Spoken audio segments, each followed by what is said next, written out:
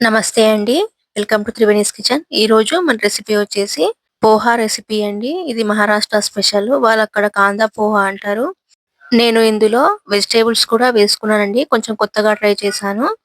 ముందుగా అటుకులను కేజీ అటుకులు తీసుకొని బాగా జల్లించుకొని ఒకసారి కడిగి నానబెట్టుకోవాలి. ఇప్పుడు దీనికి కావాల్సిన పదార్థాలు: ఉల్లిపాయ ముక్కలు, బంగాళాదుంప ఒకటి కట్ చేసుకున్నవి, క్యారెట్ ముక్కలు, బీన్స్ ముక్కలు, కరివేపాకు, పచ్చిమిరపకాయలు 4, అలాగే టమాటా పెద్దది ఒకటి ముక్కలుగా కట్ చేసి పెట్టుకోవాలి. ఇప్పుడు స్టవ్ పైన పాన్ పెట్టుకొని ఆయిల్ వేసి ఒక 5 టేబుల్ స్పూన్ల ఆయిల్ వేసుకోవాలి.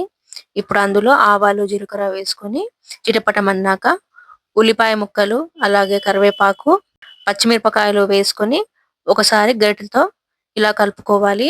ఇది చాలా టేస్టీగా ఉంటుందండి. ఈ బ్రేక్ఫాస్ట్ రెసిపీ ఇది. ఇప్పుడు బంగాళాదుంప ముక్కలు, అలాగే బీన్స్, క్యారెట్ ముక్కలు అన్నీ వేసుకొని గరిటెతో ఒకసారి కలుపుకోవాలి. అలాగే పావు టేబుల్ స్పూన్ పసుపు వేసుకొని ఇప్పుడు టమాటా కూడా వేసుకొని గరిటెతో ఒకసారి కలుపుకోవాలి. ఇది బ్రేక్ఫాస్ట్ కైనా, సాయంత్రం స్నాక్స్ లోకైనా తినొచ్చండి. ఇది చాలా బాగుంటుంది. ఇప్పుడు ఈ వెజిటేబుల్స్ ఉడకాలంటే ఒక 5 నిమిషాలు మూతను పెట్టి తీసేసుకోవాలి. ఇప్పుడు ఈ వెజిటేబుల్స్ అన్ని ఒకసారి ఇలా చెక్ చేసుకోవాలండి. ఉడకాయి. ఇప్పుడు దీనికి కావలసినంత ఉప్పును ఇందులో వేసుకొని ఒకసారి కలుపుకోవాలి. మీరు దీంట్లో ఇంకా కావాలంటే పల్లీలు, అలాగే పుట్నాల పప్పులు పొడి కూడా ఇందులో వేసుకోవచ్చండి. అలాగే పచ్చిమిర్చి, కరివేపాకు మిక్సీ పట్టి ఆవాలు, జీలకర్ర వేసిన తర్వాత ఆయిల్‌లో వేసుకోవాలి.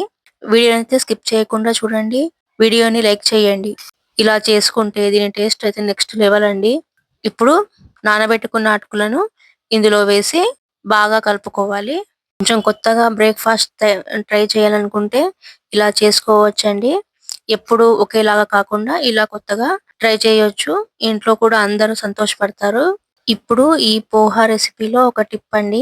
ఒక చిన్న గ్లాసు పాలు ఇలా వేసుకోవాలి. పచ్చి పాలైనా పర్వాలేదు, లేకపోతే కాగి చల్లార్చిన పాలైనా పర్వాలేదు. ఇలా వేసుకుంటే డే మొత్తం మెత్తగా ఉంటుందండి. చల్లారాక ఈ పోహా అనేది గట్టి పడుతుందండి. అలా గట్టి పడకుండా ఉండడానికి ఇలా పాలు వేశాను. వెజిటేబుల్స్ కూడా వేసుకున్నాం కాబట్టి హెల్త్ కి హెల్త్, టేస్ట్ కి టేస్ట్ అండి ఈ బ్రేక్ఫాస్ట్ రెసిపీ. ఇప్పుడు ఒక 2 మినిట్స్ పాటు మూతను పెట్టి తీయాలి. తీసిన తర్వాత కొత్తిమీర తురుమును ఇందులో వేసుకొని కలుపుకుంటే అయిపోయిందండి పోహా రెసిపీ. ఇప్పుడు సర్వింగ్ ప్లేట్ లో సర్వింగ్ చేసుకోవాలి. నేను నిమ్మకాయతో ఇలా సర్వ్ చేసుకున్నాను.